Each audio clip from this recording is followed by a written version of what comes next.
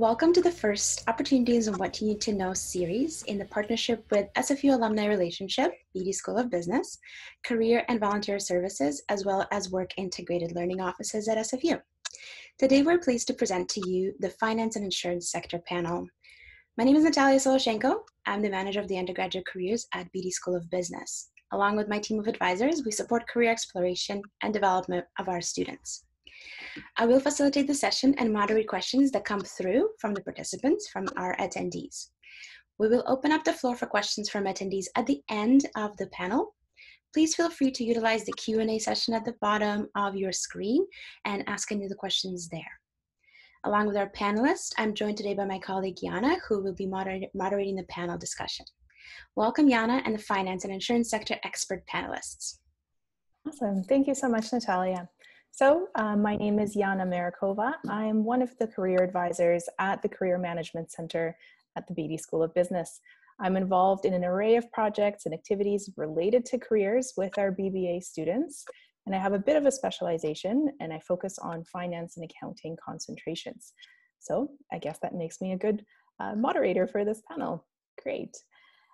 We have a few people joining us still, but we've got over 80 participants so far, and we would love to get to know you a little bit better. So Natalia is going to launch a quick poll to get to know our audience. If you can please identify if you're a current student, alumni, so on and so forth. It should be on your screen. Excellent. Thank you, Natalia. So majority of our audience today, we can see our current SFU students. We've also got almost 20% of SFU alumni, and then we're joined by staff and faculty and a few other folks as well. So welcome everyone. Thank you so much for sharing that. Great. As Natalia mentioned, we are recording today's session and it will be posted at a later time. So you can definitely review this for all the wonderful industry experts that are presenting their advice and their tips and tricks. I'm going to let the panelists introduce themselves and they can share a little bit about their roles and areas of specialty within the finance and insurance industries. We're going to go ahead and start with Amy and then we'll move forward to Andrea. So Amy, go ahead. Thank you, everyone, and thanks for taking time out at the end of your days. So my name is Amy Sidhu. I am the Director of Talent Acquisition for Coast Capital Savings. I actually just started this new gig during the pandemic, so it is possible to get a job during this time. And so I've been here almost 2 months, and my role really is to lead the recruitment function for our organization nationally. And that means tapping into talent in the market today, which I'm hopeful for all of you, and to really keep an eye on trends and where we can start to develop pipelines of strong candidates we can bring into the organization. Before coming here, the last 5 years I spent at Vancouver Coastal Health Authority, and I led their recruitment function on the physician side and on the corporate side. And so my team was responsible for recruiting all 17,000 staff. It was an awesome experience. And before that, I was in private sector, so on the executive search side. So I'm excited to be here and learn from you as well, and as well to impart some of the learnings I've had so far in the financial sector. And I'll stop there. Great. Thank you, Andrea. Or sorry, Amy, and over to Andrea now. Hi, thanks. Welcome, everybody. I'm so excited to participate in this panel.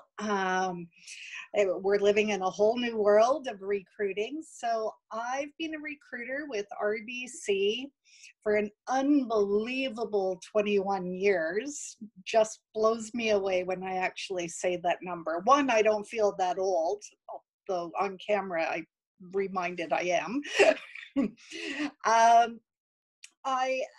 I've recruited for any number of different roles within RBC, but primarily being based in Vancouver, I do focus on personal and commercial banking.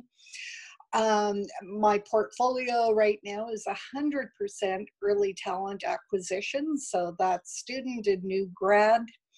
I'm part of a much larger team that's spread across the country.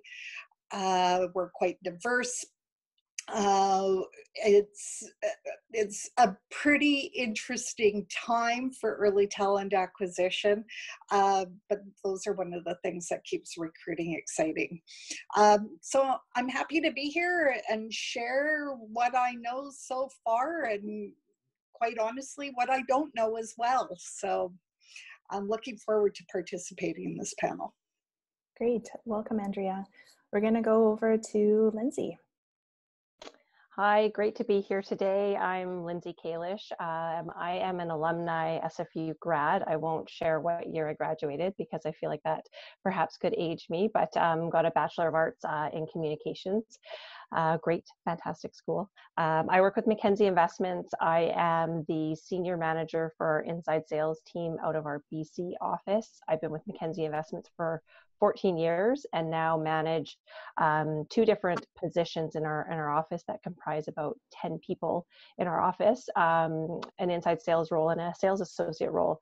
I am one of 5 of my role, Calgary, 2 in Toronto, and another office in Montreal. But really looking forward to being here and being a part of this panel today. So thank you. Great. Thank you, Lindsay. And over to Trevor. Excuse me. Hello, everyone. My name is Trevor Butcher. I'm the manager of Career Connections at the Insurance Institute of Canada. You've heard a little bit about banking, wealth management, and investment so far, and then there's the third pillar of insurance, or of the financial services sector, which is the insurance industry. My portfolio is really about recognizing that students don't often wake up in the morning and say, gee, I want to be an insurance underwriter, or claims is my passion, or even realize that data science is something that you can do within the insurance industry as well. And so we have a lot of fun working with 60+ campuses across the country in demystifying what insurance is all about, and highlighting that there's a world of possibility where you can apply your skill set, your interests, and your experience to find a really rewarding career path. So excited to join my financial services colleagues today and to engage in the conversation. Great. Thank you so much. Thank you to all the panelists for taking the time and for those introductions. As mentioned, we have a series of questions pre-prepared, so I will pose those to the panelists, and you can choose to go in whichever order you prefer. And then for the attendees, I will just mention it one more time. At the bottom of your screen, you do have a Q&A button, and if you have specific questions that you would like to ask our panelists, please submit them there. Natalia will be moderating them, and we will go to audience questions closer to the end of our time together. To kick things off, a bit of an icebreaker, we can't help but be in this space together digitally, and it's because of the situation that we're in, the pandemic. So many of us are finding ourselves working from home or studying from home. So what is one practice or tip that has helped you be effective when working remotely? Trevor, I'll go. I'll just say that for me, it's just been, I think it's important to keep a routine and to plan out your day. I also think it's important to like get dressed and you know, do your hair and whatever, act like you're going to work. I know from a lot of colleagues of mine, they feel like it's made a difference for them in what they're doing every day, but I think it's having that routine and sticking to it as if you were actually at the office. I'm sitting at my dining room table. And so, you know, we have to find ways to kind of bring back some of the normalcy of being in an office when we're actually not. Absolutely. Amy, I would totally agree with you. And actually, that would be the number one thing I would say as well. Plan for your day. You know, take a look at your calendar at the beginning of the week. It's also really important to end your day. You know, set your hours of work, and just as you would have to leave the office at some point, you need to shut down your technology, turn off your laptop, turn off your phone, and go be social in some way, some fashion, even if it is in another technology, but put work away. It's really easy to burn out when you work from home, and the day can just continue and continue and continue. So keep that structure, and think about the things you also like to do: exercise, read a book, play a video game, whatever it might be. Absolutely. I see Lindsay nodding in approval. Yeah, I totally agree with all of that. And I, early on in this pandemic, a colleague of mine mentioned that they had heard that to kind of mark the beginning and the end of the day typically would be associated with a commute of some kind. Some people have taken to walking around the block almost as their commute. So perhaps at the end of the day, close your computer down, go for a walk around the block and come back. And that almost signifies, okay, that part of my day is over. So that's kind of something that might help too, also on the study side of it, to kind of mark the transition. And also, as mentioned, the structure in those things that make you feel mentally good, whether it's a run, a meditation, yoga, a book. But it's almost important, I think, because we're sitting in front of our desks or dining rooms or wherever we all are, that you kind of lose sight of that. And so I think it's really important to, whatever kind of speaks to you for you time, to make sure you schedule that in as well. I would completely agree with sort of the sentiments that my colleagues have shared so far, and definitely about the routine, the structure, and setting defined boundaries.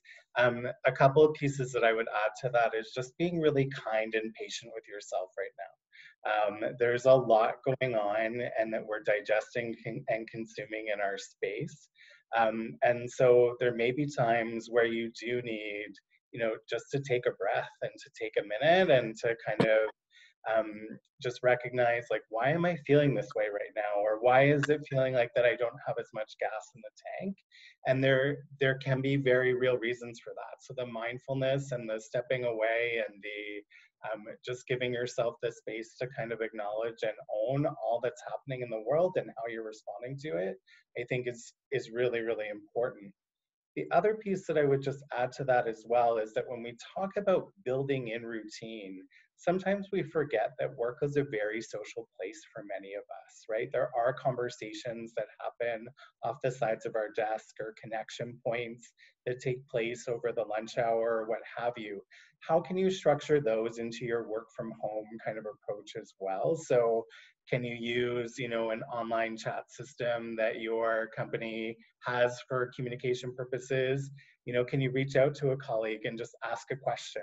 Can you schedule a little bit of time about, maybe it's a quick coffee chat, maybe it's a quick lunch together that's just got a little bit of that social component to it, so that you're feeling connected, and it's not just within your immediate team. Who else might you be able to reach out to and just feel sort of a little bit more of that broader reach within the company scope?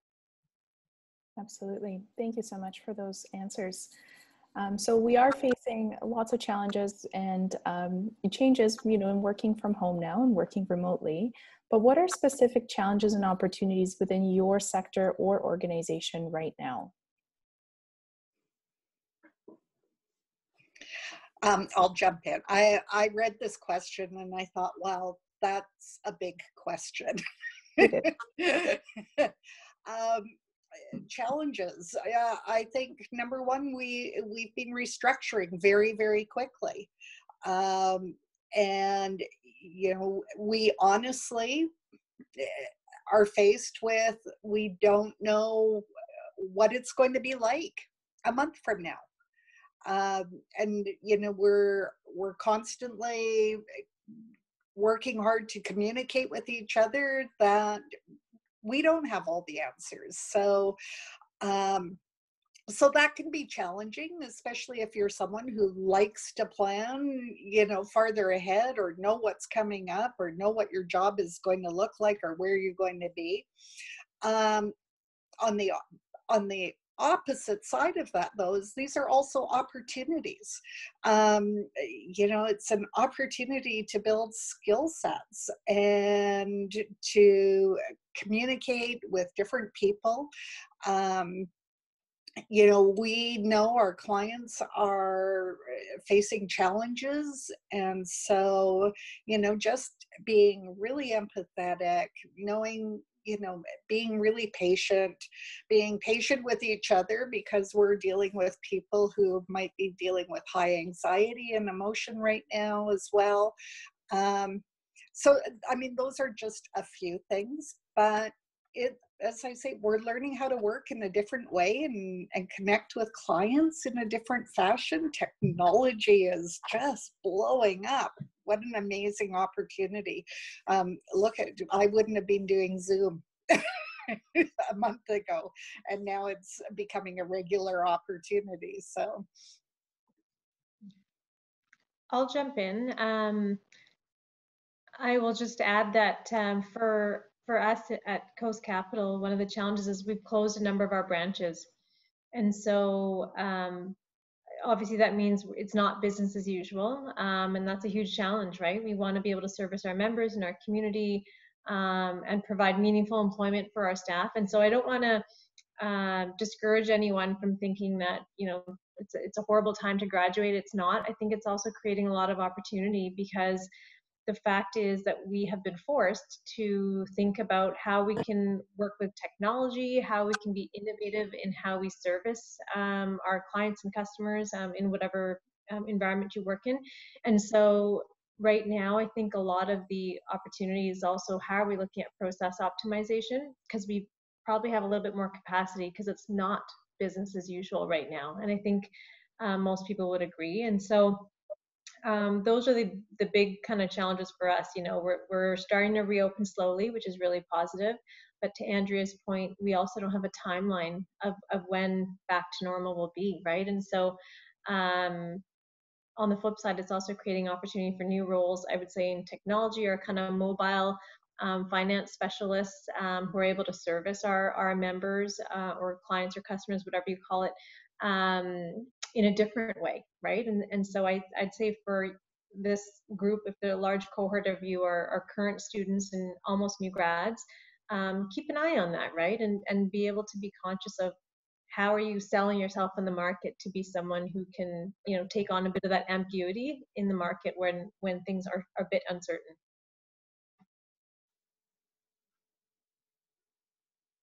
I'll add in now. Totally agree with everyone, what everyone is saying. And I think the big thing that's come from this time is kind of innovation and welcoming of technology. Our role in our office is the team partners with advisors looking to try to provide top product and value adds to their business, understanding that these advisors have investor clients, and obviously the face-to-face interactions, like many of our jobs, have all shifted. And so really it's just kind of embracing other ways to connect with people, make it valuable, and really just go back to that innovation and find different ways to bring value to that interaction. And again, to build on what Amy said, I think it's just perhaps this is a great opportunity for yourselves out there, is just looking for different ways to be innovative in how you express and communicate your ability to adapt. I think that's probably one of the biggest things in all the roles that we've partnered with, is just seeing how people are able to adapt and get business done. Absolutely. I think right now is the period where we are seeing that adaptation. I think initially there was a little bit of emergency response, kind of dealing with the immediate, and then there was the accommodation phase, which was sort of, let's just wait this out and see how long we might be able to shelter in place and kind of weather out the storm, if you will. And I think it became clear to us within a matter of about 2 weeks that this was going to be here for a while, right? And so it was important that there was a pivot within the industry. And I don't love the term, it's getting used a lot, but truly within the insurance industry, we took a 75-year-old model and we accelerated its timeline. It was already being disrupted, and we made it kind of fit within this space very, very quickly. And I think that, a number of financial services organizations needed to do that, leveraging technology in different ways. I want you to think about right now in a global pandemic, when there's a flood in Fort McMurray and flying puts people at risk. We needed to figure out ways that our independent adjusters could do their job safely, right? And to make sure that they were able to still respond and get people back to where they need to be when that loss occurred, risk managers who are involved in the temporary structures that were being built for hospitals in case their ICUs became overwhelmed. Individuals, within the brokering world, figuring out how to have confidential conversations using public platforms like this, right? And so how can we bind coverage?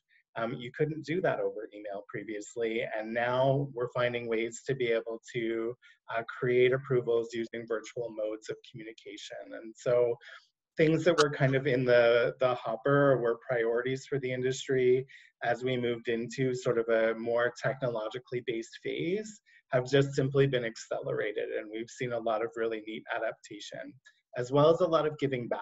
And we can talk about that as we move through, but it's been really interesting to see the opportunities, as you said, Andrea, that have emerged, within our space to be able to be innovative, to create, and to see a lot of really positive as well changes that I think will be here for the long term. Mm-hmm. So there's definitely themes of staying agile, disrupting what is the norm, and also just pivoting into the direction of where all of these jobs are going. But are there specific roles or positions that are critical or in demand right now? And do you think that those roles are going to change after the pandemic is over?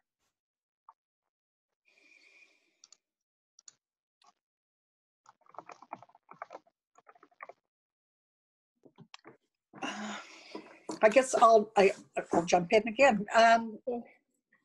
So roles and positions, right now we continue to focus on positions that I just want to say advisor roles, and that covers all aspects. I mean, we're still in business. We're open for business. How we're delivering that. So again, we're faced with branch closures as well.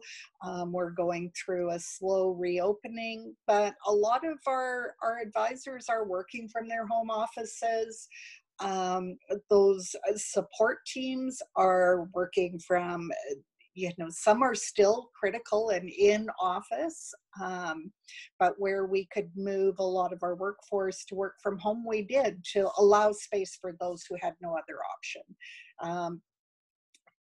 When I go in to see what jobs are posted, I see positions posted on a regular basis still. I think one thing that I have noticed is the job may be in Toronto, but that doesn't necessarily mean that the chair is in Toronto.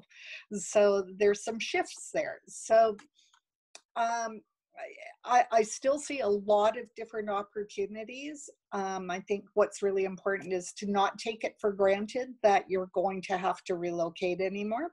Could be that we're quite able to train you from wherever you're located. I mean, we're still in discussion. What will that look like?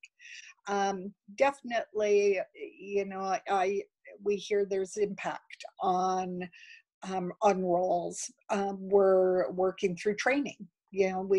Our model of training in person might be a little different. Fortunately, we had a lot of resources already built to train virtually, but there is nothing like that in-person contact. So I think being flexible in your job search is really important, because there are job postings. Mm-hmm. It may not be as traditional as we might think. So I will say, don't underestimate those call center or advice center roles. They've become even more critical today. Great. Yes, absolutely. And just to add to that question, if anybody else wants to jump in as well, if maybe recruitment practices have changed as well, even around traditional roles, we would love to know more about that as well. I can speak just to build on what Andrea was saying. Is I think one of the biggest things that many companies, but I know Mackenzie Investments has really learned from this, is how well people can do their jobs from home, which is obviously nothing that we ever would have imagined that this would put us to the test to see what that actually looked like. But I think that definitely is prompting companies to perhaps reflect and what jobs do need to be in the office. Is it the right move for the big office spaces perhaps that some of these companies have? And our head office is in Toronto, and I know that's definitely a thought process that's going through their mind, what that will look like. As far as our sales team across the board, there's been no changes, no reductions, and so obviously feeling very fortunate for that. But again, it's just really been the opportunity is to adjust to what that looks like and how we can continue to do the business that we need to do and adjust to what that looks like technology wise. But yeah, I agree.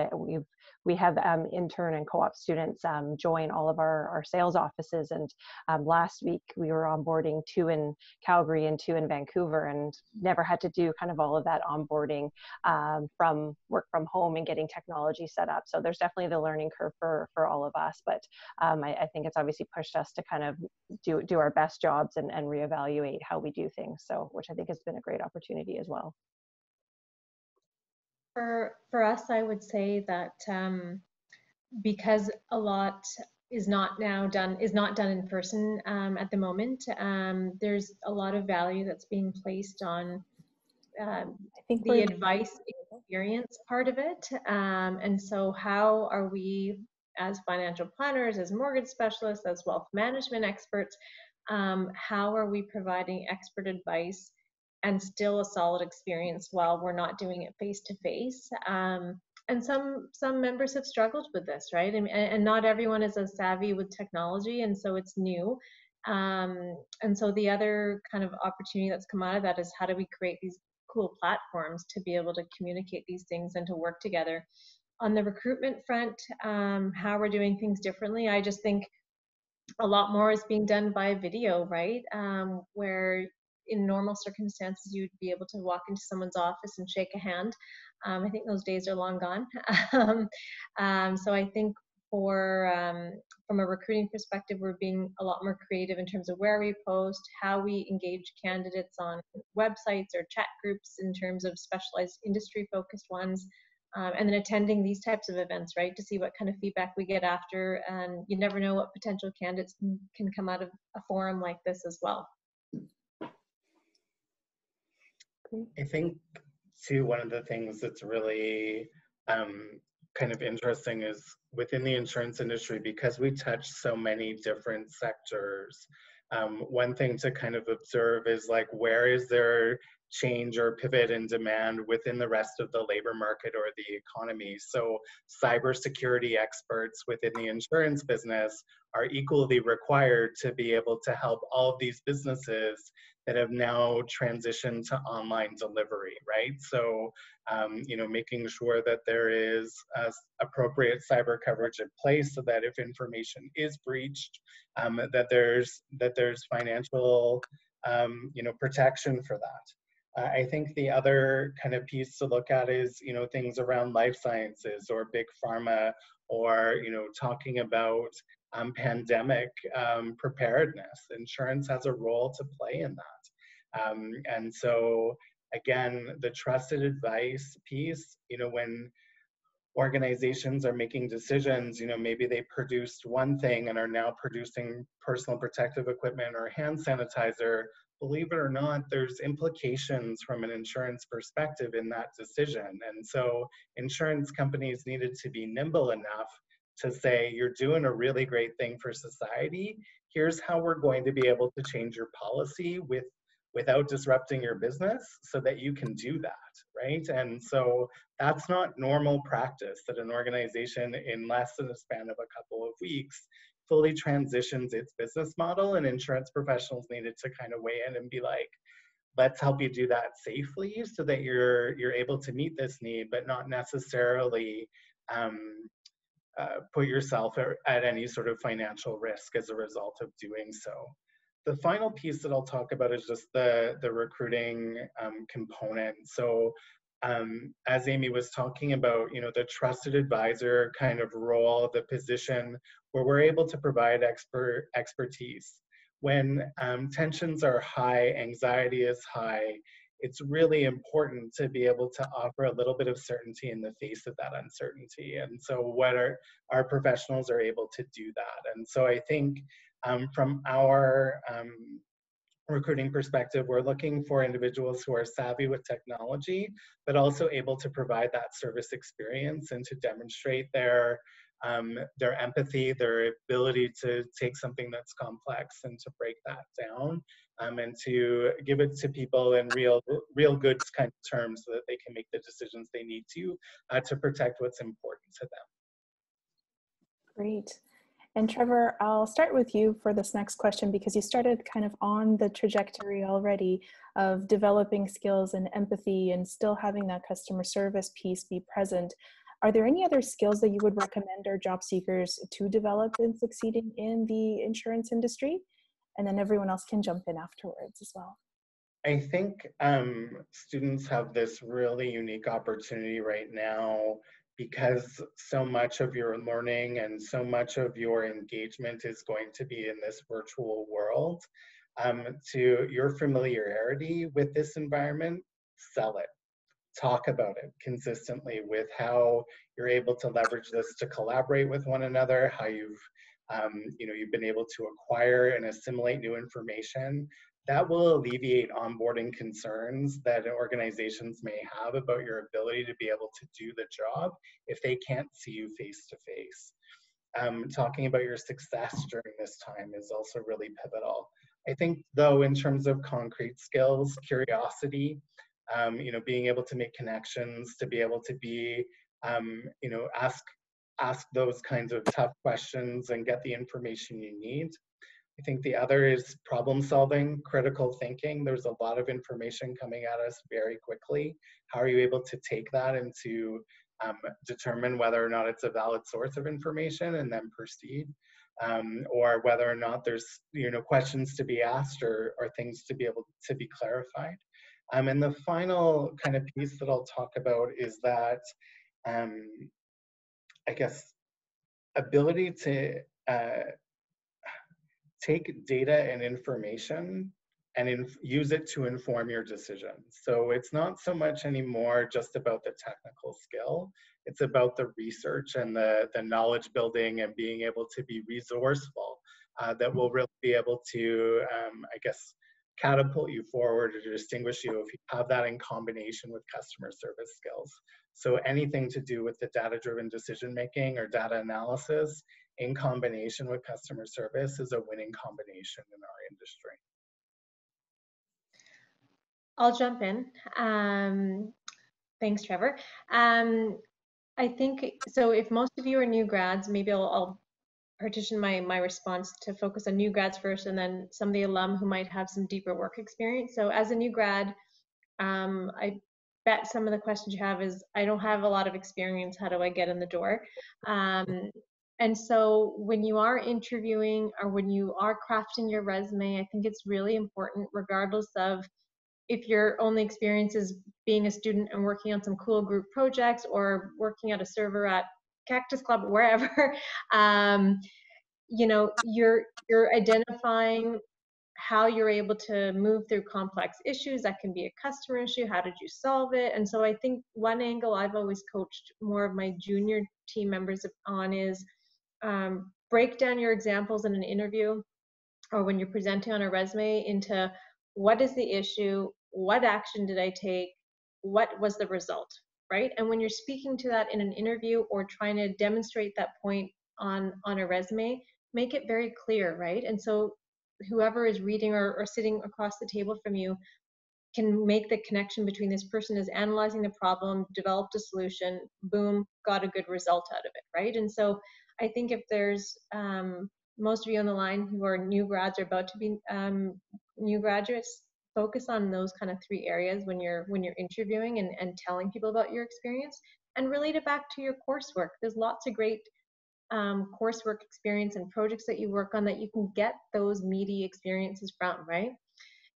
For the more experienced, maybe newer grads or alumni who have some work experience, I would say not too dissimilar. And I think the the bigger piece you'd have to showcase in interview and even on your resume is what impact have you had on the business, right? I mean, at the end of the day, regardless of if it's a not-for-profit or a for-profit like all of us are here on the line, it's all about impact to the business. Whoever you're interviewing with or whoever you're trying to get a job with wants to see, what have you done to make this a better portfolio, a better, better sales numbers, whatever, in terms of process that you've put in place, great new customers that you've brought in, whatever the context may be. So I think you always want to be showing how you're driving results. And those experiences can be garnered through a number of different ways, right? It doesn't just have to be in a professional workplace. It could be through your coursework as well. So I'll stop there. I feel like I've spoken a lot, but I hope that helps. I agree with everything said previously. I would say, one thing that's really important as well is, talk about how you've collaborated. Be clear about the type of tools you've used in order to connect with your colleagues, your teammates. It's even more important today, especially when we're not face-to-face and people aren't observing what you're accomplishing, is, to talk about the initiatives you've taken. What are the steps you took to be proactive? It might be even just in presenting an idea, even if that idea wasn't accepted, but the fact that you saw an opportunity and you were willing to present it. Taking initiative, being proactive, collaborating with your colleagues around new ideas, not being afraid to participate in events. It can be hard to have your voice heard, but if you're in an interview and you've got a panel, they want you to, to be responsive. They want to see how you communicate virtually when you're in this sort of situation. It's okay to use your hands. So be yourself as well and be comfortable. I think these are all really important things to put forward and skills to continue to develop. It's also hard to remember to have fun in parts of this, and I think it's important to talk about how you socialize with your colleagues as well and create that team environment even though we're virtual. So those are some skills that we'll be looking for, and I think in our interviews and ask some of those questions around resilience, and again back to the initiative and proactivity. Yes, again, agree with everyone's comments. I thought I'd add another kind of layer on of people that I've seen successful, perhaps new into our team at Mackenzie Investments. And some of the things that I've seen really come forward is that self-motivated and problem solving that was already kind of discussed even in the interview side of it, but also taking that approach of I'm going to try to solve a bit of this problem and try to understand it, come forward in those kind of further conversations, whether it's a mentor or whether it's your supervisor or manager, but just come with an idea. This is how I'm going to approach this. Would you recommend moving forward like this? Or how would you adjust this? I think some of the greatest partnerships that I've seen of people, whether it be a colleague, a direct colleague, or someone on my team is those that try to approach whatever scenario or situation it is and come with some ideas. And they're obviously seeing that engaged level. The other part of it I would also kind of relate to is being resourceful. In our industry, being an investment world, often what's talked about at our company for people kind of looking to progress is a student of the markets. So by that meaning looking for kind of any way to build understanding of the industry, of markets, of our company, of other companies out there. And obviously that could be, if investments isn't your interest, it could be parlayed into kind of whatever facet is interesting you, is just really to be that resourceful person and become a student of whatever that marketplace or topic would look like.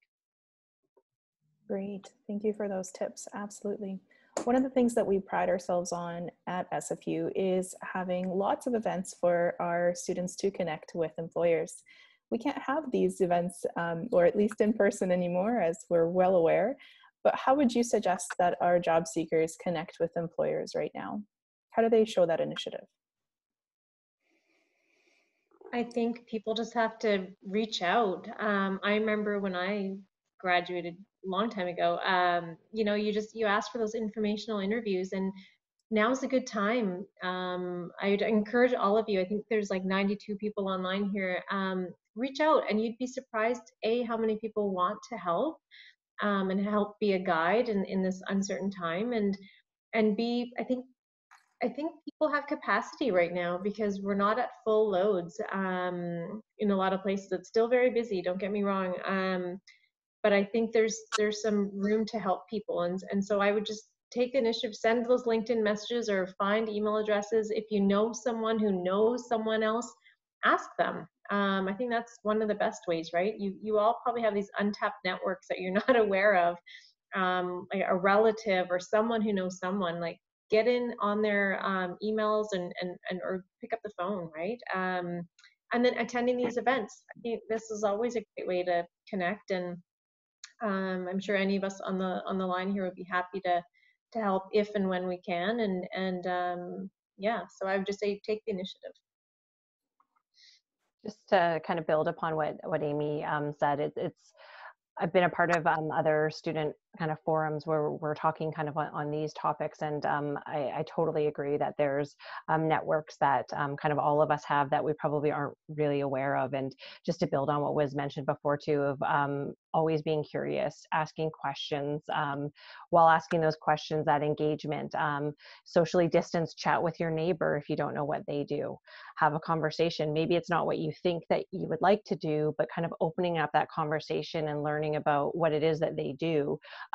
You could be brought into a world that you have no idea really exists. So I think that would be probably what I would highlight, just looking for ways to ask people questions. And if it comes from a genuine curiosity spot, who knows where that conversation will go and what sort of information that you will find out. But that's, and these virtual platforms and conversations and LinkedIn, yeah, I think are just hugely important, especially now.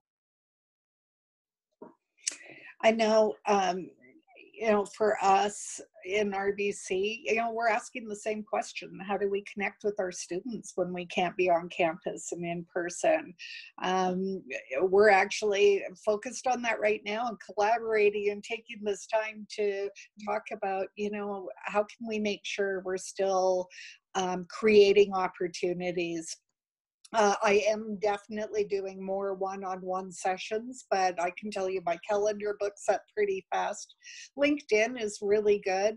And I say too, it's not always recruiters that should be the first person to go to. Look at people who are doing interesting work and don't be afraid to reach out and create those conversations in those organizations that you're interested in. Because I think too, a lot of people are feeling the same way. I don't know how to be available, or I don't know how to connect, and they're waiting for someone to reach out. So take that initiative. But LinkedIn, 10,000 Coffee, that platform, it's the best opportunity ever now. Watch for sessions that are being hosted and participate, because it's a great way to identify individuals that you might want to connect with. People are very open about sharing their names and how to connect. So those are just some ways. But don't procrastinate as well. I want to say, don't wait till the job is there. Actually, start reaching out and building out your networks in those firms that you're targeting as your employers of choice, because when an opportunity arrives, you're more likely to be the person they remember. All of this is really great advice in terms of just keeping active and continuing to realize that the majority of professionals want to help the next generation of talent to find their place within each of our industries. And I think One strategic advantage that I'd invite you to leverage is just the vast alumni network that comprises all that SFU is, right? There are SFU alum working in so many different organizations, and LinkedIn allows you to do a really simple search of that. Your career centers can also point you in the right direction, and maybe even give you some lead-ins as to, you know, if you have the kinds of problems you want to solve, the kinds of environments you thrive in, the kinds of people that you want to work with already mapped out. It gets easier for people to kind of place, you know, you should really talk to X, right? So if you have spend some time clarifying sort of where you'd like to head and the kinds of folks that you want to connect with, and your network will start to be able to help you navigate towards that when you have these conversations. Other piece that I'd invite you to consider is just the world of professional associations and groups that are having conversations virtually right now. So, you know, whether it's you know, within the insurance world, there's, you know, Young Brokers Network, there's the Young Insurance Professionals of British Columbia, there are networks within, you know, the Institute community, for example, events that you might be able to go to where you can meet people who are doing the work you want to do, right? And so right now in a socially distanced world, you know, yes, you may not be having that conversation, you know, at a fabulous venue in downtown Vancouver, but you are going to be having that conversation in a really genuine and kind of connected way that perhaps didn't exist before, right? And that openness is truly there. And people are welcoming those kinds of conversations to take place. But those events can be really great. The other is just to identify influencers in your space. Who's posting actively on LinkedIn? Who is maybe publishing in trade publications? Who is you know, giving a little bit of insight back at conferences and events? Maybe inviting people to connect with them on their personal LinkedIn page. What are some of the ways that you can capitalize on that? Chances are, if they're giving so much outwardly, they're able to take a little bit on inwardly and have that conversation and help you launch into sort of the career path that you'd ultimately like to be on. Sorry, one thing I just wanted to add, and I think it's important for all of you. I mean, I know we have this on our career site at Coast Capital. Is you can create a candidate profile for yourself. So I'd encourage you, if any of us look interesting as a potential employer, create a profile. And the cool thing you can do on ours is you can sign up to get notifications for whatever job is of interest to you, and we'll let you know when those vacancies come up. And I think a lot of people have this perception, oh, people probably don't go through every resume. Our recruiters do that. My team goes through all the resumes that apply to a role. That's the job, right? And so it never hurts to create those candidate profiles on the employer sites that you have interest in, and make it snazzy, right? So that there's keywords that pop out, because when recruiters do keyword searches, they want to, you know, pick up on things like customer service or financial planner, you know, so make sure those things are in there, so that when those searches happen internally in our organizations, your resume gets flagged and you'll get notified. Great. Thank you so much for those tips. I love how every single one of you touched on the fact that you do need to leverage that network, even if it's just your neighbor, for example, but connecting with individuals and truly coming from a place of curiosity and discovering as you go along. So using this as an opportunity to discover rather than just to, you know, knock on recruiters' doors to try to land the job right away. Great. Stepping away from the pandemic piece altogether, but what is the best resource for people who want to further understand your industry? Our career site. Actually, not even just our career site, our whole website.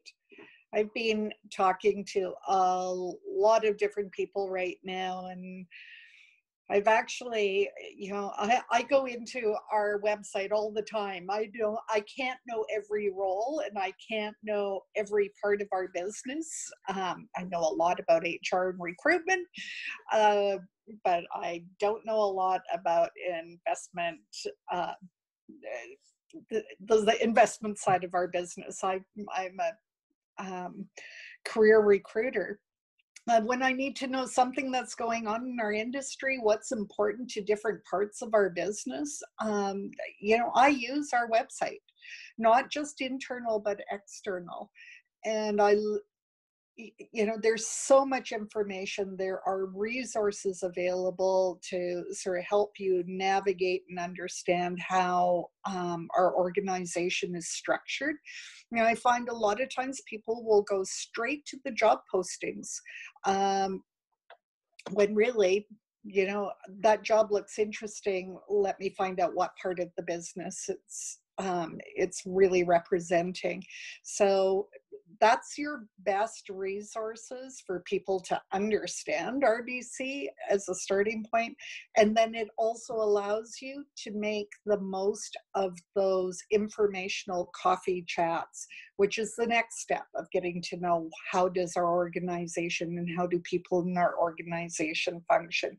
You can ask great questions from what you've learned from our website and our career site. I can go next. Yeah, just to build on that, I would say if you're interested in the investment world, Mackenzie Investments has a fantastic website. I think another big thing that our company, along with kind of all the other investment firms out there, are really doing are podcasts, and a lot of those can be available on like Spotify or things like that.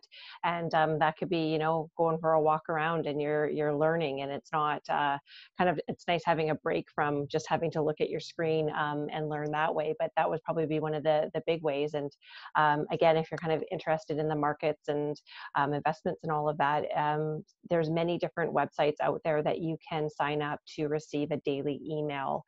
Some of them are kind of more new and not as kind of maybe stagnant as data driven.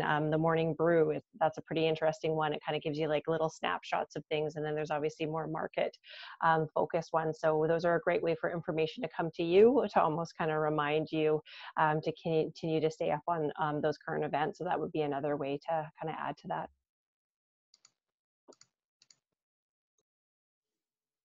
Amy, is there anything that you want? I mean, I would agree with, I don't have anything more to add than what everyone has said. I would say the other kind of basic thing you could do, I mean, everyone is on the web or on the internet, so like check out the newspaper every day, go to the finance section. I know when I was a new grad, I looked at that all the time, and you'd be amazed at the stuff you learn, right? And so educate yourself on what's happening today, right, in the current markets, in the current world, because it is a different one right now. And so I'd encourage you to do all the things that all my fellow panelists have mentioned, and then just be up to date on what's happening in today's world. And you can do that by going on to Vancouver Sun, National Post, Globe and Mail, New York Times, right? I mean, there's lots of great resources out there to understand what's happening in the financial sector.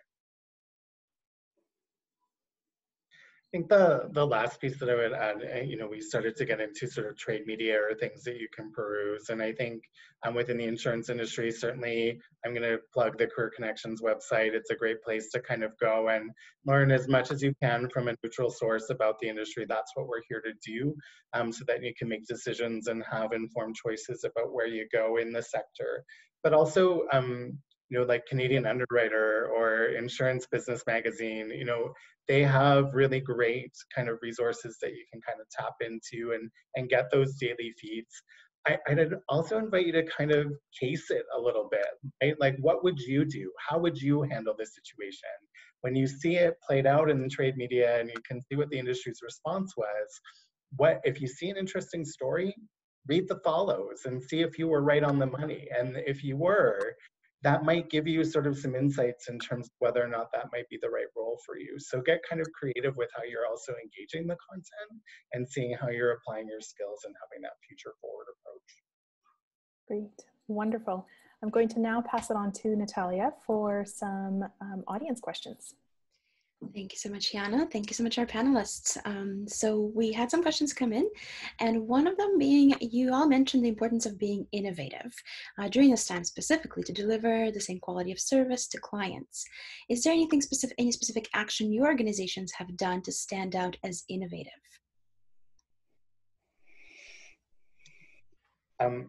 So prior to the pandemic, there wasn't a virtual exam solution. You could not get licensed, you could not complete your designation without having the opportunity to be able to write those exams. Those were face-to-face examinations and in-person proctored. Our organization managed within a matter of weeks to undo 75 years of history, and we offered virtual solutions and put those into place, even for licensing across the country in various communities of practice. So able to help out our regulator partners in terms of feeding the talent pipeline with licensed and qualified professionals. Yeah, I would say our training platform is pretty much all virtual now too. So definitely would agree with Trevor on that one. I would say the other piece that we've implemented and they're continuing to explore is just the technology available to service members. So in a credit union, we call our clients or customers members. How are we doing that virtually versus in person, right? How can you make an appointment and talk to your financial advisor from your kitchen table while, you know, the financial planner might be at their kitchen table, right? And so it's these types of things that are that we're exploring and hopefully going to be doing more of to make it easier for our clients, right? I just would add to that. So in our world, the sales team works with advisors, as I mentioned before. And I think I really applaud our sales team because they've looked for ways to connect with advisors to make it easier for those advisors to connect with their investors, understanding that they can't do the face-to-face. So a number of our sales teams held sessions with advisors who weren't familiar with Zoom or MS Teams as an example, and really kind of walk them through that technology, how they could share a screen and do all of those sort of things. So that was an innovative way to try to partner with these advisors to make it much easier for them to connect with their end clients, was one of the ways we did.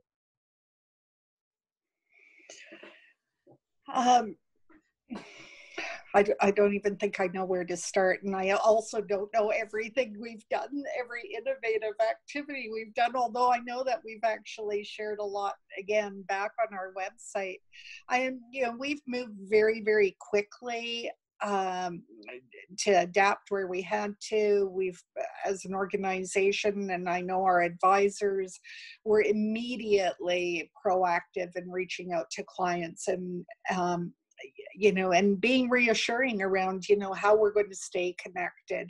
We think even with respect to individuals who, we're so used to just walking into their local branches and up to the counter. Part of their social interaction throughout the week was to stop in at the bank and do some banking. Couldn't necessarily do that anymore. So really working with our clients to, reassure them that a lot could be done on the bank machines and using resources and technology to do banking and to connect with clients. And we've seen a lot of that happening. We continue to look at, how can we make the most of some of the things that have come up that are best practices and speed up onboarding. Our training and development. I mean, we did virtual orientation with 900 plus students. And the majority of them working from home. So there was a lot of adaptability and creativity and initiative that went into that. And it was, trusting in the technology that we were already developing and being okay when sometimes there were glitches. So yeah, I don't know if that really even answered the question, but. Thank you so much. Yeah, there's definitely a lot to be done, especially now, and innovation is moving us forward at this time, absolutely. Maybe we'll take one more question, and then we are just being tight for time a little bit. But maybe we'll talk about specific certifications. So are there any specific certifications related to your industry or firm that you would recommend newly graduated students to look into to stand out among other candidates who applied? I think if you're talking about entry level, not so much. But if you're looking at, financial planning or wealth management, there's your mutual funds license, your Canadian securities, financial planning certificates. So those are all things worth doing to basically give you a bit of a competitive advantage. But if most of you are coming with not a lot of corporate experience, and it's your kind of first gig, I would say don't worry about that too much right now, because once you're in, you're able to build on those experiences with that education piece, right? I would say for our industry, it's not mandatory. Again, kind of like what Amy was saying, once you're in the door, there is obviously that opportunity to build on the education side, but your Canadian securities course, your CSC, is kind of the foundation that many people will build upon that and decide what different direction. But understanding that that isn't necessarily a requirement for an initial position with Mackenzie. But I think the biggest recommendation for me would be, if you're applying for a position and perhaps you don't have that, or even if you do, is to really spend some time on the company website, wherever you're applying for, to really understand about what that business model looks like, because I think that in itself will show some preparedness and obviously preparing for that particular interview. And perhaps there's a couple things that stand out to you. Write those down on a piece of paper, have them when you come to the interview, reference that particular, because they're going to ask about what do you know about the company, and further to just regurgitating a stat or something, I would recommend talking about why did it stand out, why did it sit with you, and that's kind of other ways outside of your designation that you could show some preparedness. And I will often say, if you're competing for a position and that job posting, might say, mutual funds, preferred, not required, anything along those lines, CSC, the same thing. Think very simply. In fact, who else is applying for that job? If they already have their accreditation, they really have one more skill set in their toolkit that they can promote. So, look at those requirements and think about the advantage it might give you in completing it. If securities is not what you're actually aiming for, then of course it's not going to be a requirement. But maybe there are other accreditations or courses that would benefit that job you're targeting. I always look at the size of RBC. I mean, not everybody is in a client-facing role. And so there are other types of technical skills that are going to be an advantage to take on different positions. So again, do that research and think about how it might give you an advantage if you did have that completed. Within the insurance industry, there's really one role where the license is a requirement in order to practice, and that would be the broker or the agent sort of role. We would recommend that if you're thinking about that, at least mapping out the plan with your employer, so that if they did make an offer that you intend to get it quickly, or that you've been studying or working towards it, that could offer a little bit of advantage. The Chartered Insurance Professional designation, the CIP that was noted in the question, you can't actually earn without 1 year of industry work experience. So that doesn't mean that 1 or 2 courses wouldn't be something that we wouldn't suggest not to do, but I wouldn't say that it's a requirement. Your background from your post-secondary education, particularly if it's a well-rounded, interdisciplinary kind of foundational couple of years, we can see applicability in a variety of contexts. Just because insurance touches everything that we do in life and in business, we're looking for people with diverse educational backgrounds. That being said, I'd also, rather than necessarily just the technical knowledge, I would think about how your workplace critical skills apply in our context. So regardless of which sort of area of financial services you're looking at, what does good communication skills look like in investment? What does it look like in insurance? What does it look like in commercial banking versus personal banking? Same with insurance. What does it look like in our in our environments. And so being able to just articulate how those workplace critical skills apply will equally value and give you some opportunity to demonstrate why you're a great fit for our organizations. Fantastic. Thank you so much. Oh.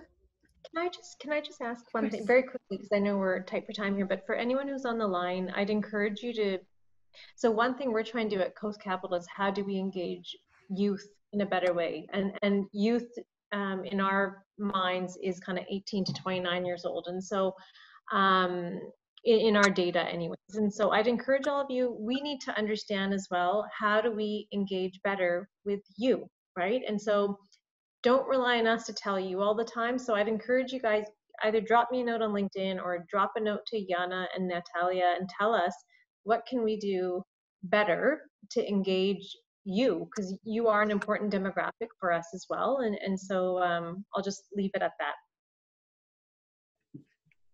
Fantastic. Speaking of engaging and getting and connected with your networks, we've mentioned that a few times, but LinkedIn is a great tool. So if you are looking to gain some information or to connect with somebody who you may already know or not know, LinkedIn is a great way to do so. And I would encourage you to connect with our panelists if you get a chance to do so as well.